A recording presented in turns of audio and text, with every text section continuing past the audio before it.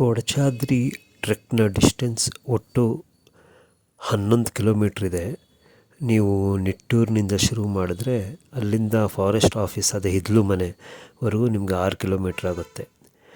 ನಂತರ ನಿಮಗೆ ಕೊಡಚಾದ್ರಿ ಪೀಕ್ಗೆ ಅಲ್ಲಿಂದ 5 ಕಿಲೋಮೀಟ್ರ್ ಆಗುತ್ತೆ. ಈ ಹಿದ್ದಲು ಮನೆಯಿಂದ ನೀವು ಟ್ರೆಕ್ ಪ್ರಾರಂಭಿಸಿದಾಗ ಸುಮಾರು ವಾಟರ್ ಫಾಲ್ಸ್ ಬರುತ್ತೆ.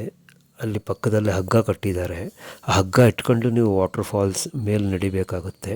ಅದನ್ನು ದಾಟ್ಕೊಂಡು ನಂತರ ನೀವು ಬೆಟ್ಟ ಗುಡ್ಡಗಳನ್ನು ಇಳಿಯುತ್ತಾ ನೀವು ಕೊಡಚಾದ್ರಿ ಬೇಸ್ಗೆ ಬರ್ತೀರ.